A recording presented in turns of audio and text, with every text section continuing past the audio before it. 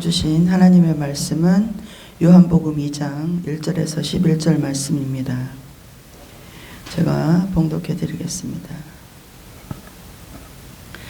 사흘째 되던 날 갈릴리 가나에 혼례가 있어 예수의 어머니도 거기 계시고 예수와 제자들도 혼례의 청함을 받았더니 포도주가 떨어진지라.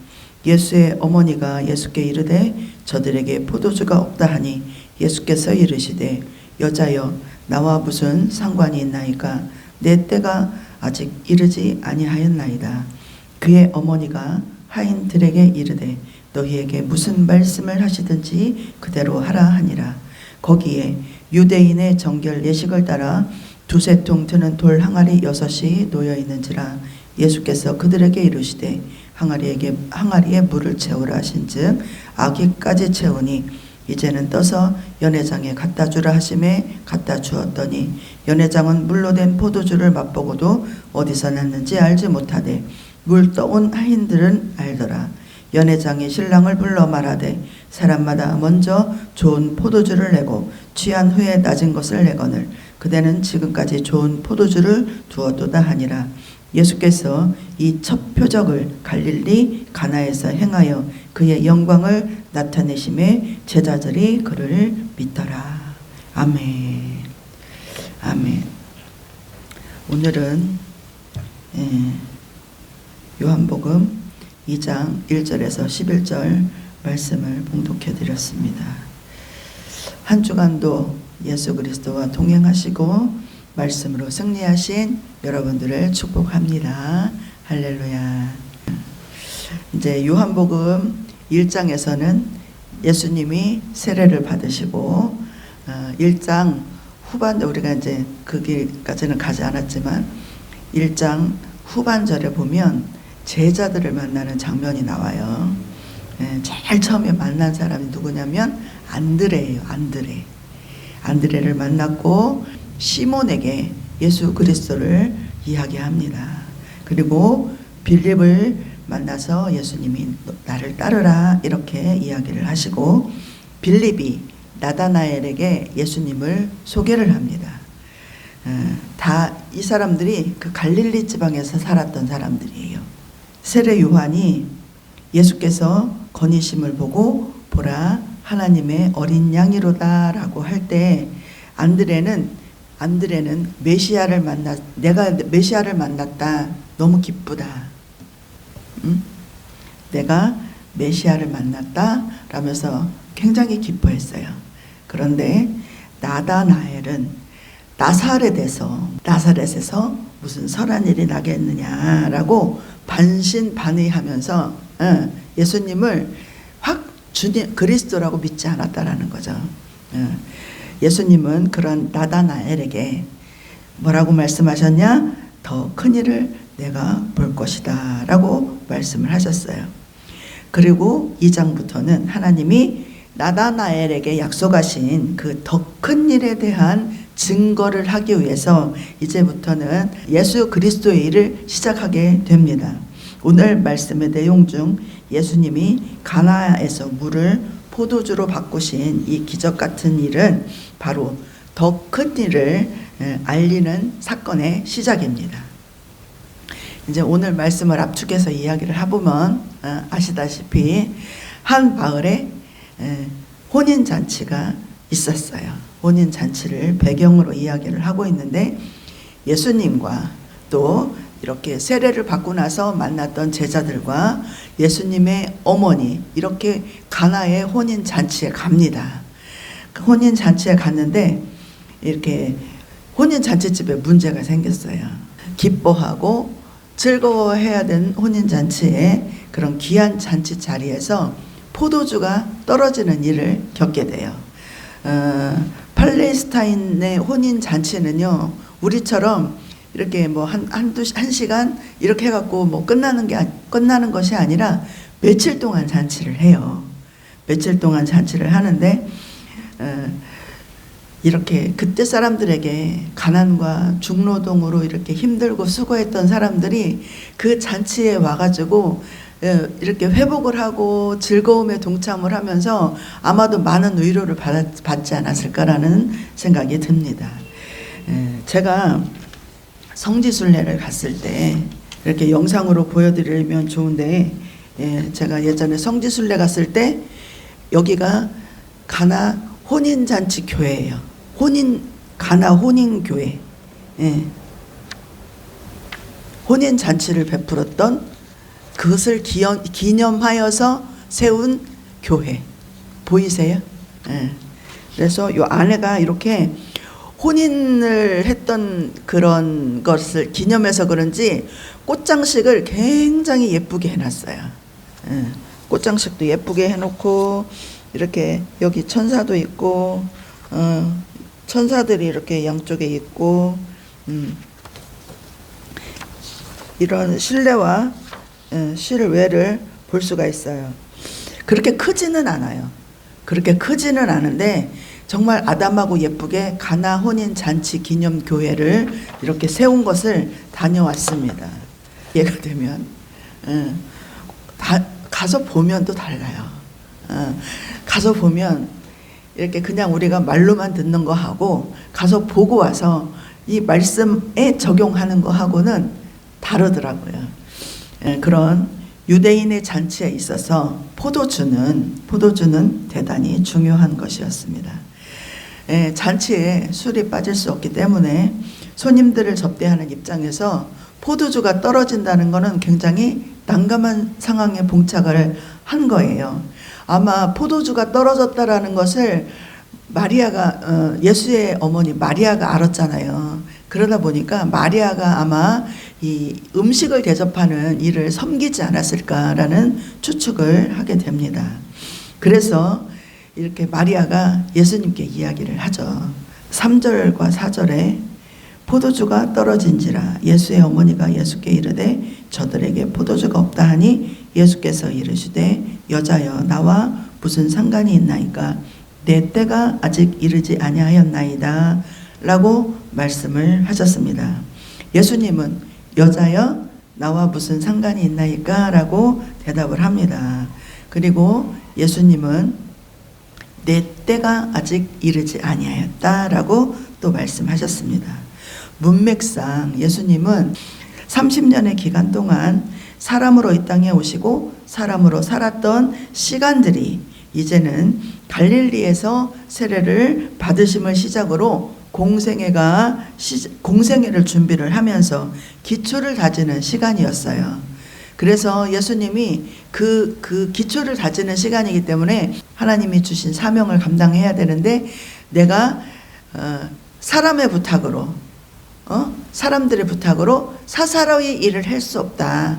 나는 이제 하나님의 사람으로 하나님의 일을 준비해야 되고 하나님의 일을 해야 되는 사람이다 라는 것을 또 증명하는 말이기도 합니다.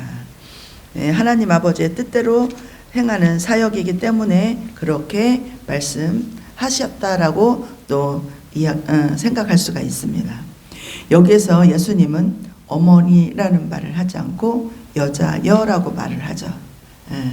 여자여라고 말을 하는데 영어로 따지면 여사님, 레이디 퍼스터 이렇게 해갖고 존칭으로 이렇게 높이는 말이기도 하지만 우리가 해석하기는 또 다른 방법으로 해석하기로는 여자여 얘기를 할 때는 이제는 예수님이 공생애를 시작을 하면서 이제는 사람과 사람과의 관계가 아니라 하나님과 사람과의 관계, 즉 이제 그리스도로 이 땅을 구원할 그리스도로 나아가는 것이기 때문에 어머니보다는 이제 한 여인으로 이렇게 칭했다라는 이야기도 있습니다. 이제 어머니와 아들의 관계보다 구원하시는 하나님과 구원받아야 할 사람으로서의 새로운 관계를 정립하게 되는 그러한 상황을 내포하고 있기도 합니다.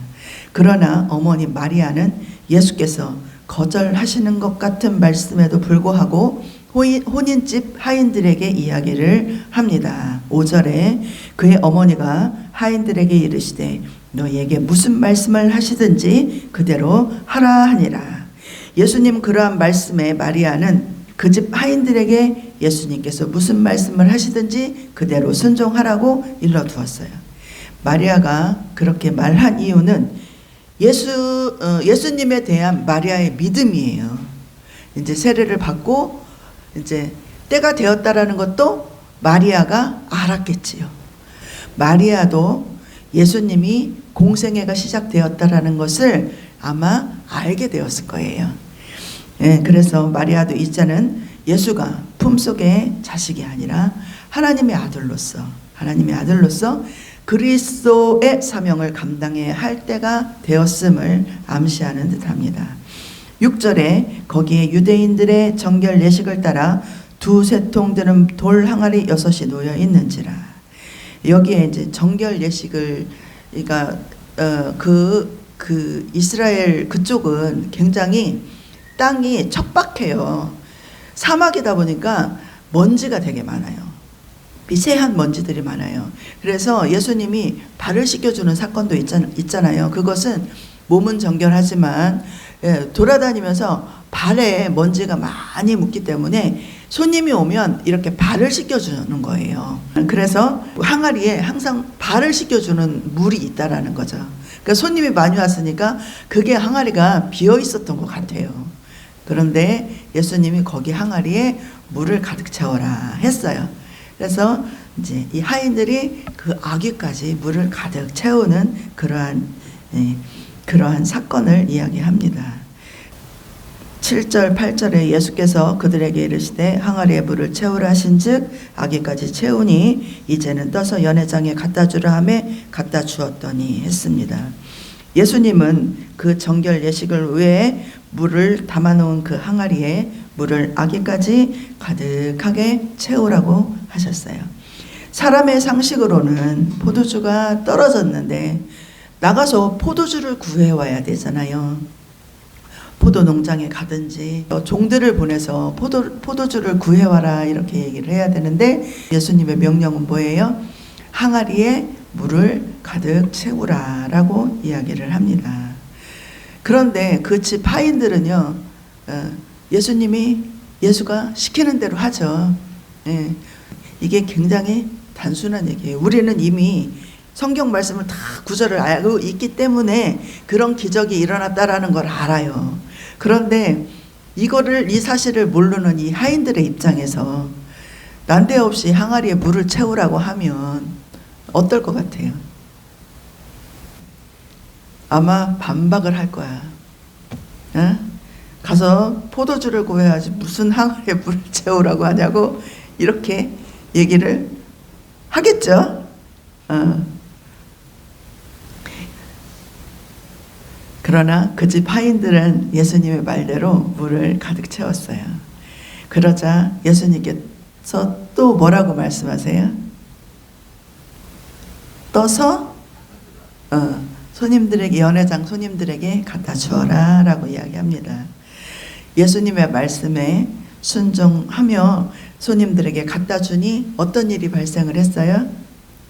예전보다 더 맛있는 포도주가 되어 있었어요.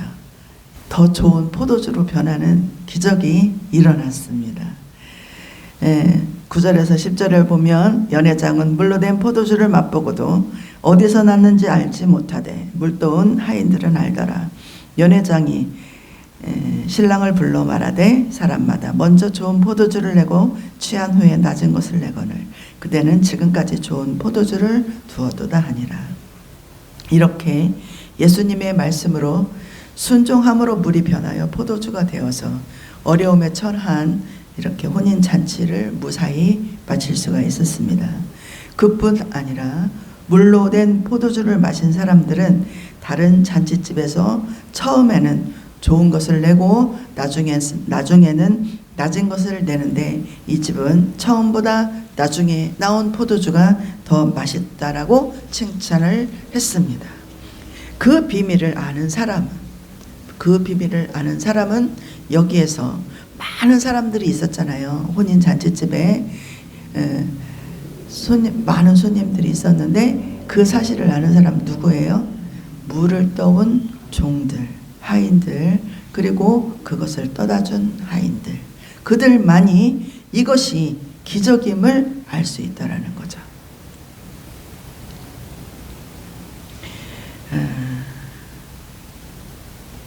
여기에서 오늘날 우리들에게도 신앙의 비밀을 오늘의 말씀을 통하여서 또 우리가 받아야 될 게 있어요. 신앙의 비밀이 담겨져 있습니다.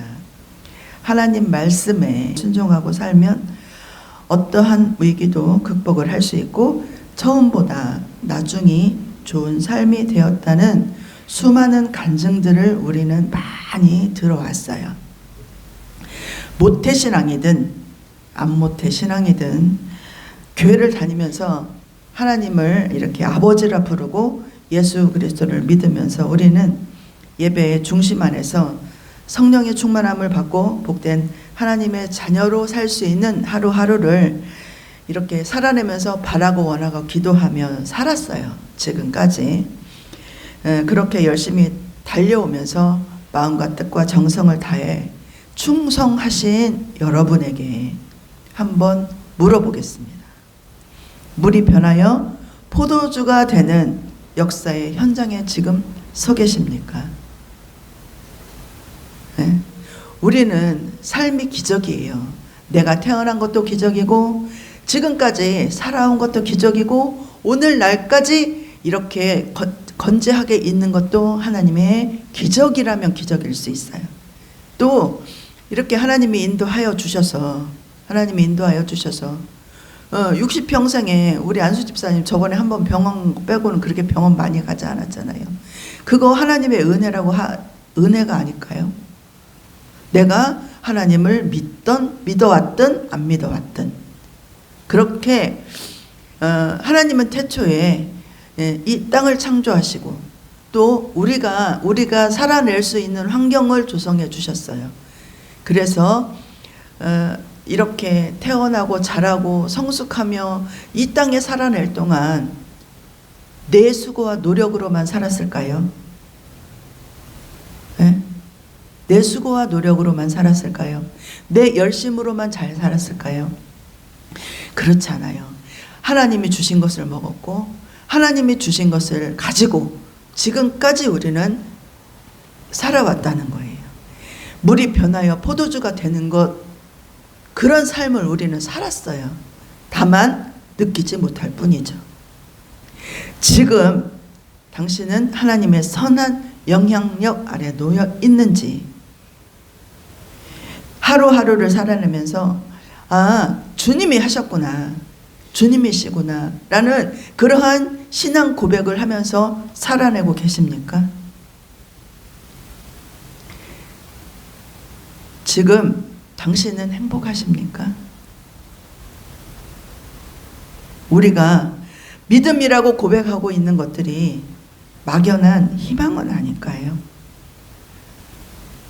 하나님, 내가 하나님을 사랑해요. 하나님, 내가 하나님을 믿어요. 하나님 지켜주실 줄로 믿고 있습니다 라고 고백을 하는데 그것이 허상은 아니냐 이거예요. 얼마나 간절하게, 얼마나 진실하게 하나님의 십자가 앞에 우리가 증인으로 나가고 있느냐. 많은 사람들이 하나님이 예비하신 혼인 잔치 자리에 왔어요. 와서 만난 포도주를 먹었어요. 만난 포도주를 먹었는데 그것이 어디에서 왔는지 알 수 있냐 이거예요. 믿음은 하나님을 경험하는 삶이에요. 하나님을 고백하는 삶이에요. 믿음은 하나님이 하나님됨을 고백하는 삶이에요. 할렐루야. 믿음으로 살아내는 삶에는요, 물이 포도주가 되는 기적과 같은 현장이 포함되고 있어요. 그리고 그 기적의 현장을 볼 수 있는 사람은 물 떠오는 수고를 한 사람이고요. 네? 물 떠오는 수고를 한 사람이고 그 떠온 물을 연회장에 갖다 주는 순종을 한 사람들이에요.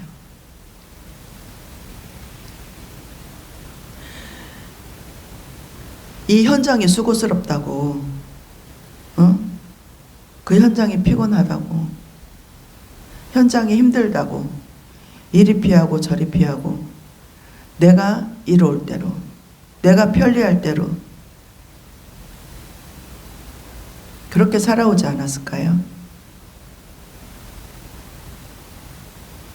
지금 이제 이렇게 우리가 이제 유튜브로 많은 설교 말씀을 이렇게 듣다 보면요, 이구 동성으로 목사님들이 하시는 말씀이 뭐냐면 교회가 무너지고 있습니다. 예? 이 코로나 이후로 많은 상황들이 변화되어서 무너지고 있습니다. 교회로 돌아오세요. 교회로 오세요라는 이렇게 그런 설교들을 굉장히 많이 하세요. 교회는요, 현장이에요, 현장. 우리가 집에서 내가 영상으로 예배드리고 편하게 교회 가서 예배드리는 거 얼마나 불편해요. 치장하고 나가야 되고, 교회 가서 주차할 데가 없어갖고 버벅거려야 되고,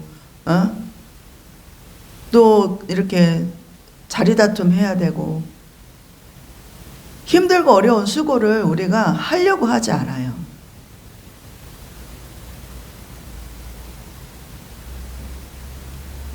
혼인 잔치에 초대를 받아도요, 오려고 하지 않아요.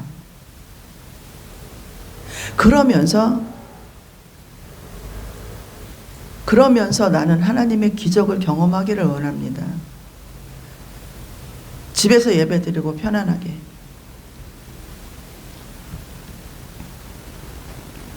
세대가 변했다고, 흐름이 변했다고, 이 핑계 저 핑계로 교회를 외면하고 교회가 소외당하고 있습니다. 그 현장에 오지 않고는요, 어떤 기적도 어떤 표적도 체험할 수 없음을 알아야 합니다. 영상으로 예배를 드렸다고, 나름대로 열심히 기도를 하고 있다고 안주하지 마시길 바랍니다. 이것이 하나님이 원하는 일인지, 그것이 주님을 기쁘시게 하는 것인지를 알아야 돼요.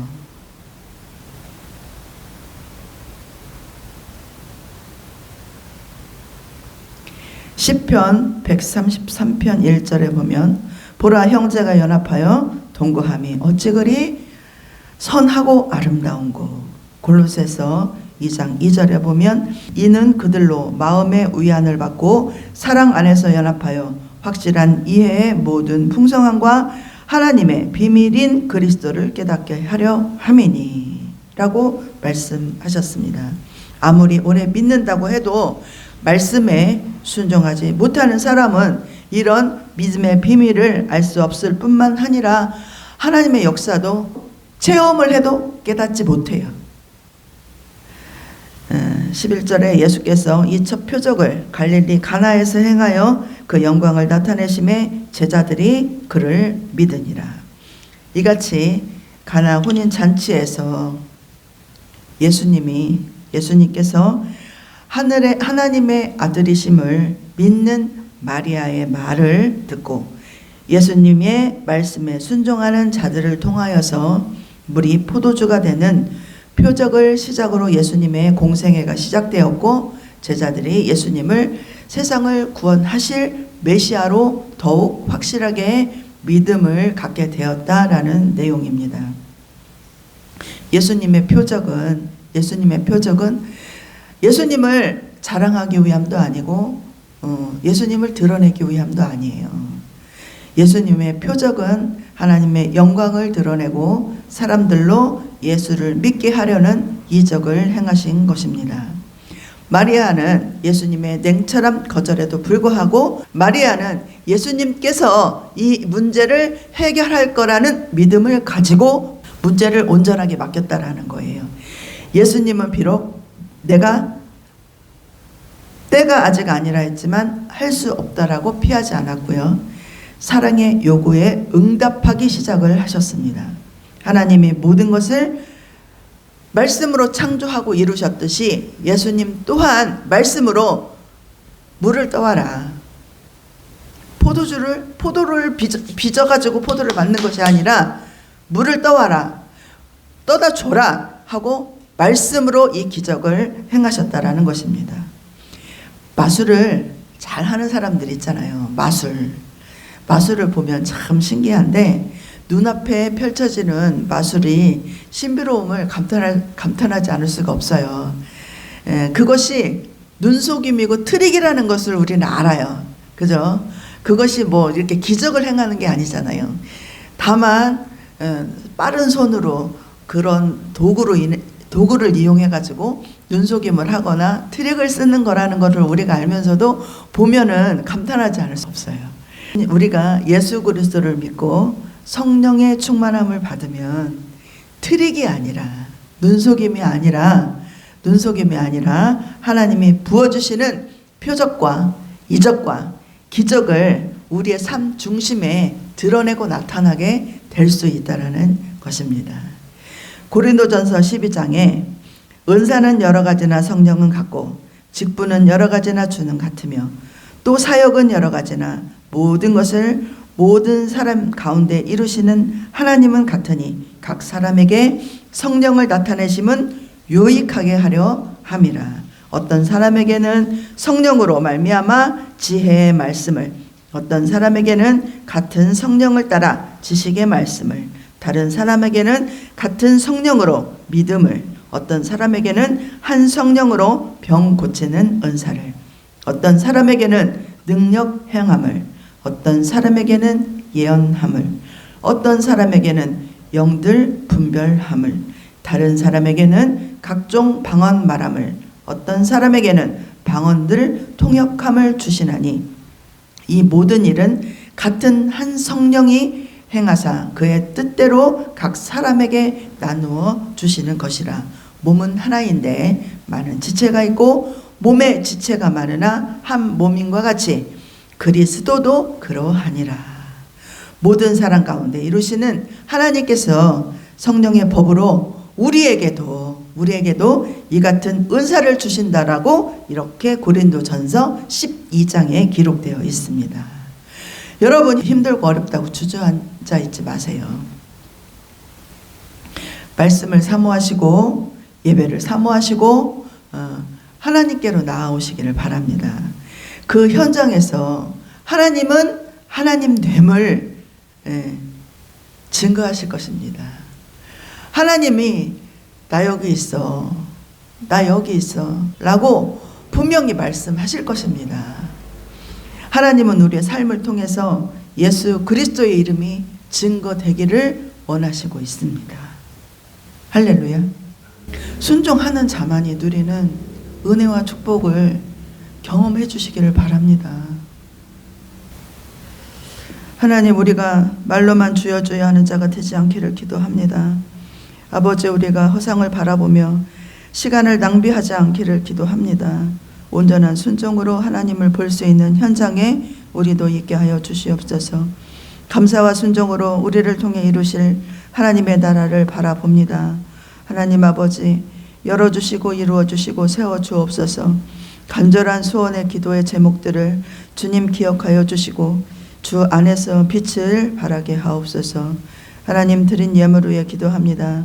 하늘의 복과 땅의 복이 임하게 하여 주시고 손길이 마르지 아니하도록 흐르는 생수가 되게 하시고 이 땅 위에 비전을 이룰 수 있도록 인도하여 주옵소서. 특히 허락하신 기업을 위해 기도합니다. 하나님, 견고하게 성장할 수 있도록 지켜주시고 모든 빚의 문제가 해결이 되고 이 기업을 통해 선교의 비전을 이룰 수 있도록 인도하여 주옵소서. 이생의 자랑이 아니라 하나님의 사명자로 부르심에 아멘하였사오니 끝까지 이 사명 감당할 수 있도록 순종하는 주의 백성들의 기도를 응답하여 주시옵소서. 예수님의 이름으로 기도합니다. 아멘. 아멘. 찬송. 주를 정케하사 주의 일꾼 삼으신 구세주의 넓은 사랑 항상 찬송합니다. 나를 일꾼 삼으신 주 크신 능력 주시어 언제든지 주 뜻대로 사용하여 주소서.